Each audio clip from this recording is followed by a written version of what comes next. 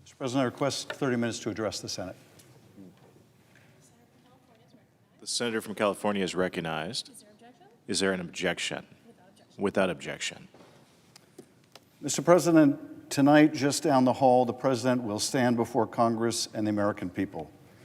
He will paint a picture of strength, prosperity, and national renewal. He will claim credit for successes he did not achieve and deny responsibility for crises that he created. And he will tell us that America has never been greater. But the American people deserve the truth. And the truth is that over the past year, we have not moved closer to forming a more perfect union. Tragically, it is quite the opposite. Our disunion has only grown. Our founders understood something when they chose the words, a more perfect union. They didn't contemplate achieving perfection. They envisioned something more realistic, more achievable, the pursuit of a more perfect union, a constant effort to push the country forward, a grinding, slow, and sometimes painful process.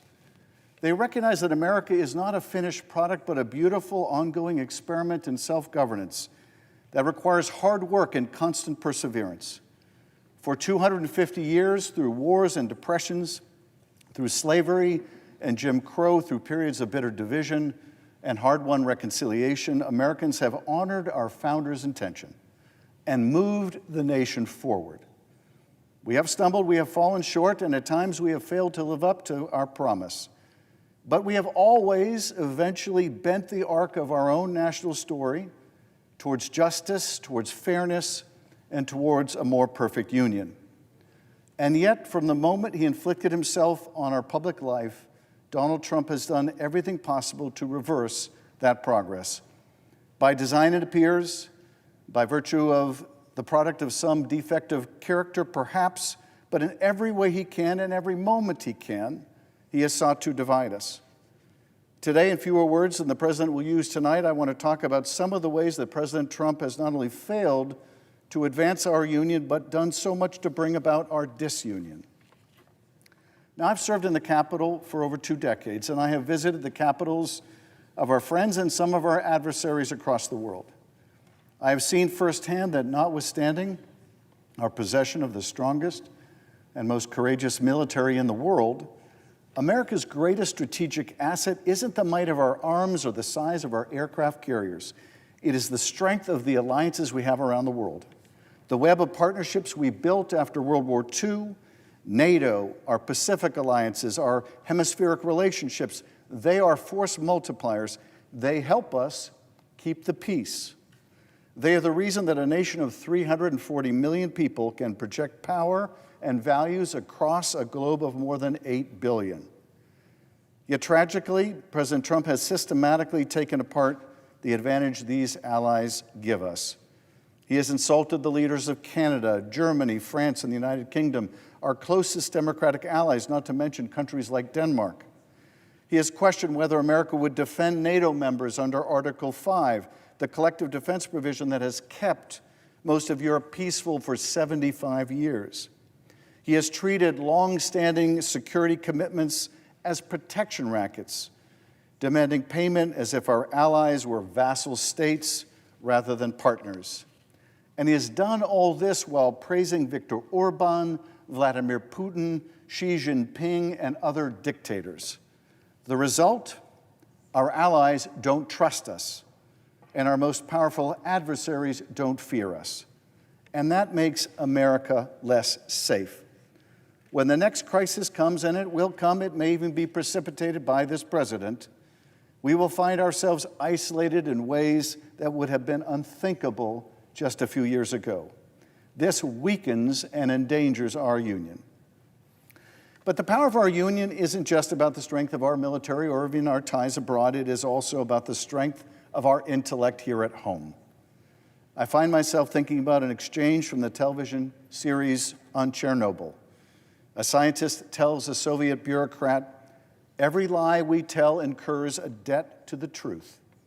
Sooner or later, that debt is paid." This administration has run up a debt to the truth that will take generations to repay.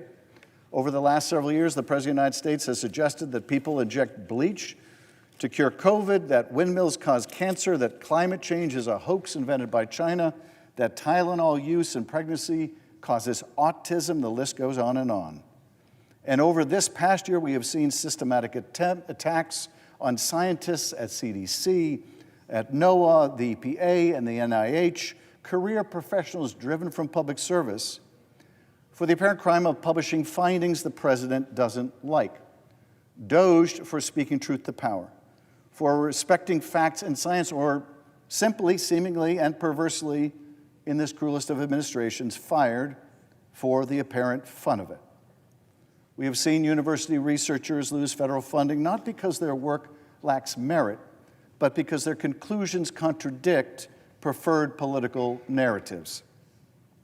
We've seen attacks on vaccines and changes to our public health system that have caused needless outbreaks of disease. This president has most assuredly not made America great again, but he has managed to make measles great again. And when experts gently try to correct these falsehoods, they are attacked, doxxed, and threatened. This is part of a deliberate cultivation of ignorance as a political strategy. When you undermine expertise, when you treat all opinions as equally valid regardless of evidence, when you replace scientists with sycophants, you make people vulnerable to con artists and demagogues. You make democracy itself impossible, because democracy requires an informed citizenry capable of distinguishing truth from lies. The debt to the truth will come due, and when it does, our country will pay an enormous price. Just more than a year ago, Los Angeles County faced one of the most destructive disasters in the nation's history. Entire neighborhoods torched and torn apart by wildfires, the magnitude of which we haven't seen on suburban streets of the Southland. The loss of loved ones, of homes, of businesses, of precious memories, all gone in mere moments, still weigh heavy upon us. Since then, I've talked to survivors of those fires who've gone on to rebuild or tried to, only to see their insurance coverage dropped. With worsening drought and prolonged dry seasons, insurance companies are refusing to cover the same homes and businesses they covered just a few years ago. They are seeing what we are seeing, that this may not be the last of these tragedies in our hills in our lifetimes. This is the climate crisis in human terms, and this administration's response has been to make it catastrophically worse. President Trump has rolled back fuel efficiency standards, withdrawn from international climate agreements, opened pristine federal lands to more drilling, and as we saw last week's repeal of what's known as the endangerment finding, gutted the EPA's authority to regulate carbon emissions. A New York Times headline last month actually read, quote, EPA to stop considering lives saved when setting rules on air pollution. It sounds like parody, but sadly, these destructive efforts are real. All of this while summers grow hotter, some winters grow colder, wildfires rage, hurricanes intensify, and insurance markets collapse. The president calls this energy dominance. But dominance over what? The laws of physics? The carbon cycle? Here's what is actually happening. We're sacrificing long-term prosperity for short-term profit. We're driving up costs for American families through higher insurance premiums, higher food prices, and higher disaster recovery expenses. We're ceding global leadership in clean energy and technology, the defining economic opportunity of the 21st century, to China and to Europe. And we're doing it all while pretending that the house isn't on fire. Angelenos know better. So do millions of Americans living through droughts, floods, and heat waves that would have been impossible a generation ago. The climate doesn't care about your politics. The debt comes due whether you believe it or not. Our changing climate is not the only threat our communities face in Donald Trump's America. In the aftermath of January 6, 2021, there was a brief moment when Americans of all political persuasions condemned political violence. The attack on the Capitol was so brazen, so shocking, that even some of the president's allies momentarily found their moral bearings and said, "Count me out." That moment has clearly passed. We now have a president who has pardoned January 6 rioters, calling them patriots, and brought them into his administration, including one caught shouting, "Kill 'em," at police officers that day. We have an administration that treats white nationalist extremism as a core competency in the hiring process, and an administration that focuses federal law enforcement resources not on violent offenders, but on prosecuting political opponents, unleashing masked ICE agents on innocent people, and deporting children and grandmothers. At the same time, we have seen the gutting of public health infrastructure that was built over decades to protect Americans from pandemics. We have seen emergency preparedness budgets slashed and the people who ran them driven out of government. The message is clear. If you're a violent extremist who supports the president, you get a pardon. But if you're a public health official who takes your job seriously, you get a pink slip. This makes Americans less safe from terrorism, from disease, from domestic threats that don't care about party affiliation. Security and attacks against police officers aren't partisan issues, at least they shouldn't be. But when the president treats loyalty as more important than competence, when he treats protection as something selectively offered to supporters rather than universally provided to the people, he fundamentally misunderstands the first duty of government. And the need to protect the public is certainly not the only thing he misunderstands. From the birth of our nation, our founders were obsessed with preventing tyranny and the emergence of another king, another despot. They created checks and balances, separation of powers, and independent judiciary. They understood that the greatest threat to liberty wasn't foreign invasion. It was the concentration of power in the hands of one person or faction. This president has systematically dismantled these safeguards in his second term.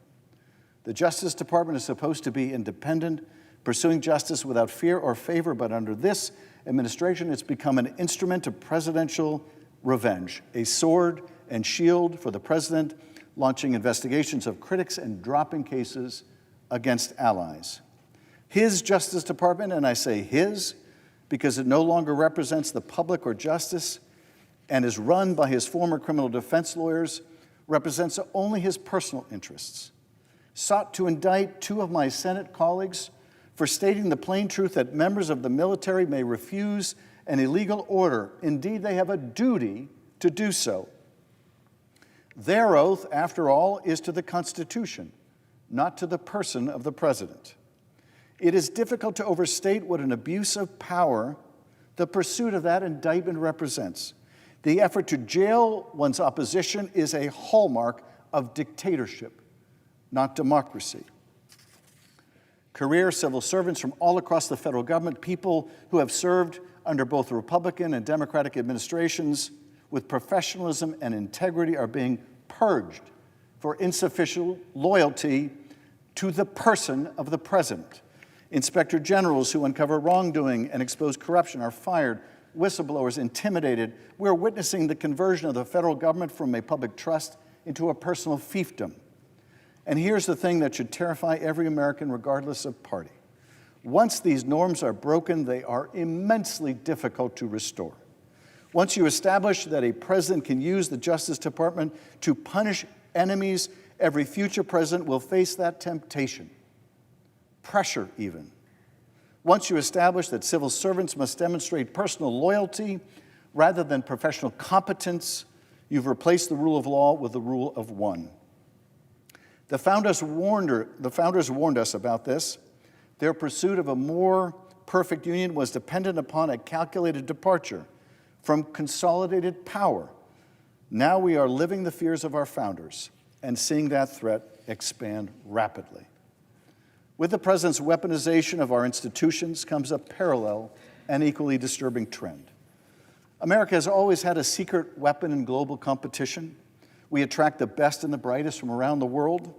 Nobel Prize winners, startup founders, groundbreaking researchers, they come here because America offers something unique: freedom, funding, and the belief in science, the ultimate intellectual melting pot. That is being attacked on a daily basis. This administration has slashed funding for the National Science Foundation, the National Institutes of Health, the Department of Energy's research programs. It has attacked universities as indoctrination centers. It has made it harder for foreign students to get visas or stay after graduation and start a business. I've spoken with researchers at Caltech, UCLA, Stanford, you name it, world-class institutions in my state. They tell me the same story. Graduate students from abroad are choosing to study in Europe or Canada, even China. Postdocs are leaving. Even American-born scientists are considering opportunities elsewhere because they can't count on research funding, because they're tired of political attacks, because they don't want to work in an environment where basic facts are treated with partisan hostility. America is now, for the first time, losing the race for talent. And in a knowledge economy, talent is everything. China isn't attacking its scientists. Europe isn't defunding its research universities. They're doing the opposite because they understand what this administration apparently doesn't. The future belongs to nations that invest in intellectual and creative talent, not to the nations that drive it away. When the next breakthrough treatments, the next transformative technologies, the next generation of innovation comes from Shanghai or Berlin instead of San Francisco or Boston, we will know why and who is responsible. In 1783, George Washington wrote, "If men are to be precluded from offering their sentiments on a matter, which may involve the most serious and alarming consequences, reason is of no use to us. The freedom of speech may be taken away, and dumb and silent we may be led like sheep to the slaughter."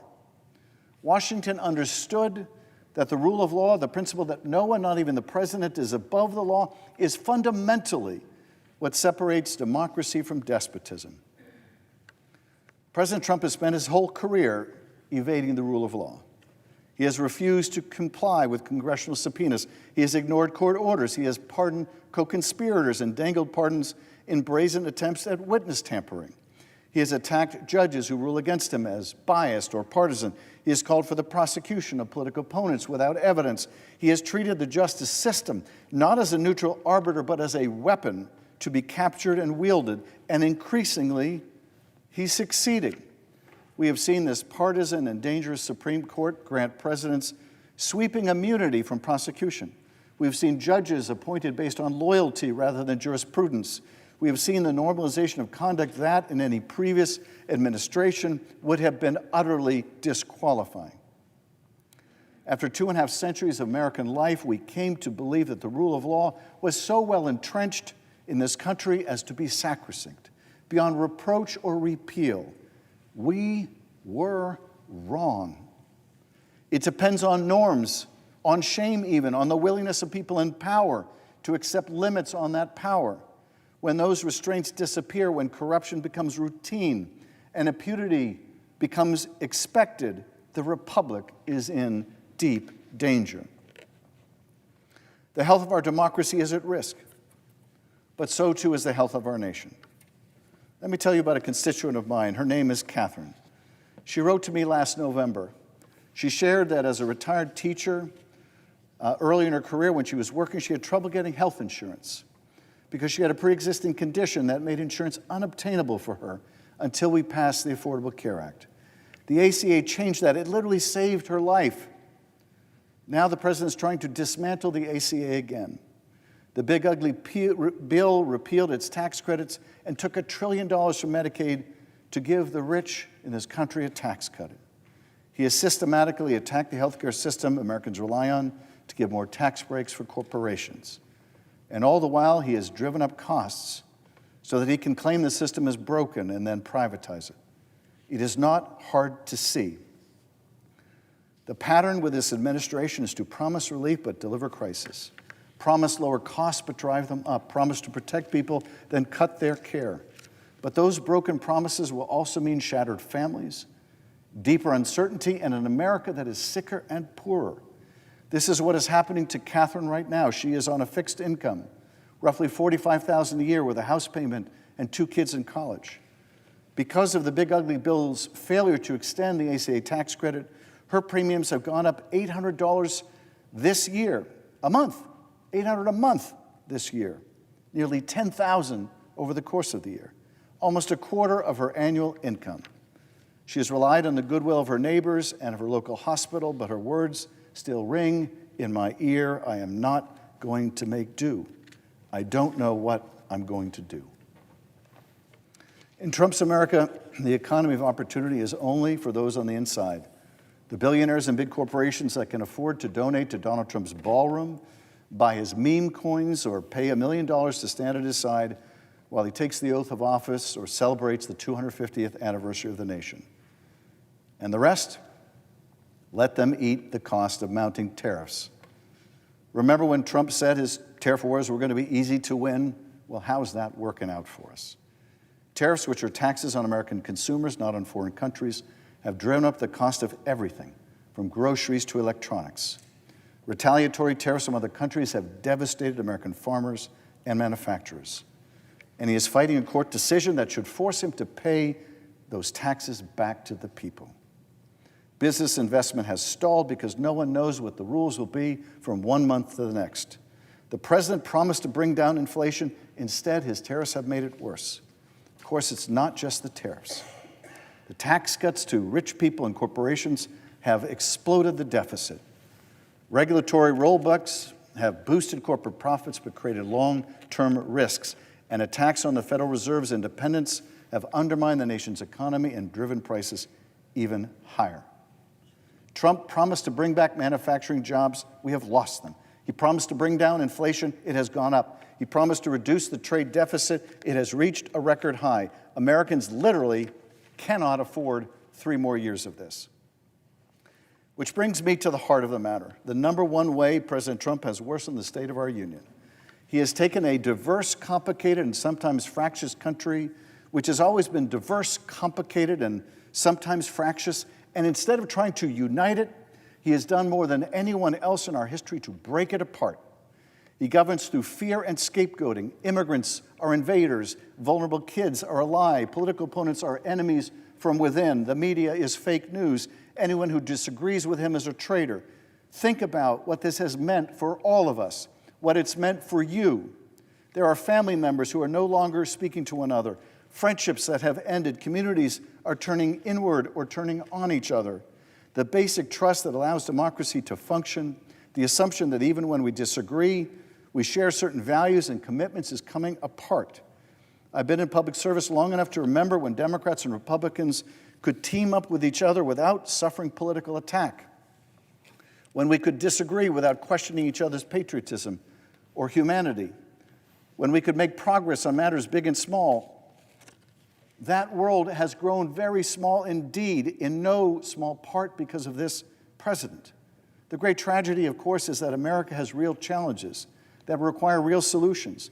The cost of everyday life, housing and healthcare, education and energy costs, infrastructure, and the imminent challenges of the climate crisis. These are hard problems, and reasonable people can disagree with how to solve them. But we can't solve them or prepare for the problems of the future if we can't talk to each other. We can't solve them if we treat politics as warfare rather than negotiation. We can't solve them if the President of the United States purports to love America but spends all of his time attacking Americans. A house divided against itself cannot stand. Lincoln said that. It was true then. It is true now. So tonight, President Trump will deliver his State of the Union address. He will claim that America is strong, prosperous, and united, but sadly, he has made us weaker abroad, more divided at home, less trusted, less prosperous, less safe, and less free than when he took office. The state of our union now is not strong thanks to him. It is fragile, deeply, deeply fragile.